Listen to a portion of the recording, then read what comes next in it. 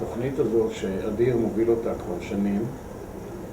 אני לא יודע אם אנחנו היינו ראשונים, אבל לפי דעתי אנחנו ולבינסקי היינו השדה שבו אדיר חרש והמריא. אני מתחילת הרעיון שהוא הציג לי אדיר, אני אימצתי את זה בחום, אני חשבתי לא שאין תחומים אחרים שאתה יכול לעשות בהם דברים שהם דברי מצווה ושליחות. בדבר הזה היה משהו שהוא ייחודי, אני מאוד מעריך אותו.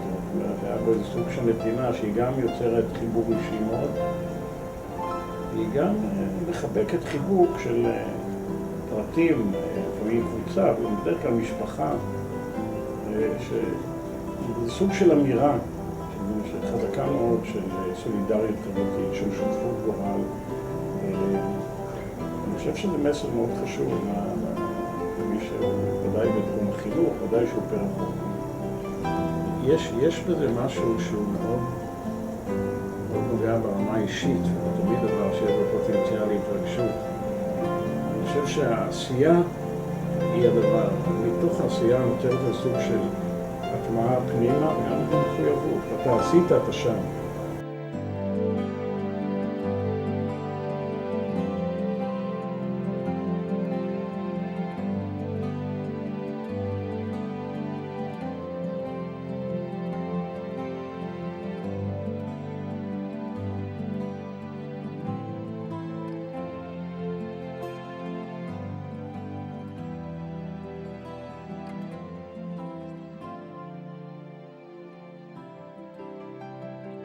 נפגשנו בהתחלה כל הקבוצות מהבית ספר שלנו שעושות את הפרויקט הזה.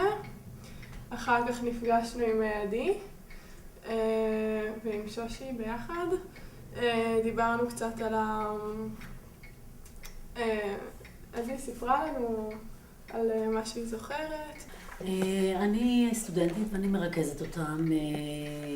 אני אמורה להנחות אותם. אם הם רוצים שירה או ריקוד, אני חשבתי שגם יהיה קטע של ריקוד, נשלב את זה. האמת שבגלל שאנחנו לומדים בבית ספר, כאילו במגמת מוזיקה, בית ספר למוזיקה, וזה מה שאנחנו מתעסקים בו רוב הזמן, אז זה סוג של... זה לא בטבעי כזה, זה היה ברור. זה סוג של מקום שהוא מאפשר לנו להיכנס לנושא הזה, שהוא לא כל כך נוח ביותר נוחות. זאת אומרת, אני אמרתי לתלמידים שהם יכולים לקרוא לי מתי שהם רוצים, היות ואני למדתי דרמה, אז הם יכולים להיעזר בשירותיי, הם יכולים לבד, הם יכולים לקרוא לי באמצע, בהתחלה, מתי שהם רוצים. זה דבר חשוב ומעניין, וזה עוזר להבין למה אנחנו כאן בעצם. זה עוזר לא לקחת הכל כמובן מאליו,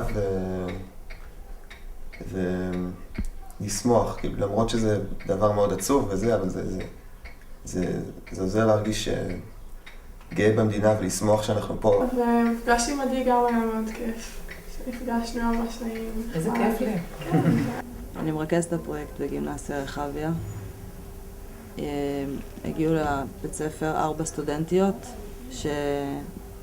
שקיבלו יחד עם תלמידים משפחות שכולות שעליהם יצאו יחד ללוות אותם ולהכיר אותם.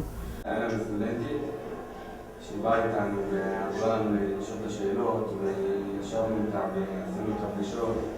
היא באמת עזרה לנו וחשבתי בהתחלה שהיא כזה, סתם תהיה איתנו ותבוא איתנו כדי שלא נתבייש ושהיא קצת באמת נכנסה לזה והתעניינה וכל אחד שאנחנו, כל הקבוצה שלנו יוצרת מין אלבום בסוף המחויבות היא נורא עזרה לנו ובחרנו כל אחד מה הוא יעשה והיא כיוונה אותנו וזה עזר לנו מאוד והרגשנו הנוכחות שלי. הסטודנטים מאוד משמעותיים כי הם בעצם מהווים את הגשר שבין התלמידים לבין המשפחה, גם גשר שמקל עליהם בהתמודדות הנפשית וגם גשר שמארגן אותם ומסדר אותם, כי זה לא איזה מקום שהם צריכים לבוא ולדפוק כרטיס, זה איזשהו תהליך של אמון שנבנה, שלוקחים בו, זה גם קבוצתי, זה לא תלמיד אחד, זה כמה תלמידים יחד, הכל בשביל שכולם ירגישו הכי טוב בסיטואציה הזאת. אני סטודנטית, לומדת במכללת אפרתה בירושלים. אני לומדת לחינוך מיוחד, וסיפרו לנו שיש פרויקט חדש שעולה השנה פה בארץ להנצחת משפחות שכולות, והלכתי לפגישת היכרות והתעניינתי ונכנסתי לזה ונורא אהבתי. אני חושבת שזה נורא חשוב למשפחות האלה שבאים והם גם פותחים את הלב שלהם בפנינו, את הבית, משתפים, ממש נכנסנו לתוך כל מה שקורה להם, ואני חושבת שזה נורא חשוב שאנחנו באים ככה וזוכרים ויש להם מקום אצלנו בלב. עם שם נוצר קשר של דיאלוג ותאומים ובאמת לקבוע ולראות איך לעשות את הדברים. בעצם היא המתווכת ביני לבינם. לאט לאט חשפתי, הוצאתי מתיקים כל מיני ניירות ועיתונים ותמונות והראיתי להם וסיפרתי את הסיפור מאחורי כל איזשהו דף או מאמר ומאחורי כל דבר על סיפור. זה כן חשוב לי כל פעם לראות שזוכרים את אודי, כי זה לא מובן מאליו וזה מחמיא לי שזוכרים אותו, כי זה נורא פשוט לשכוח אדם שלא קיים,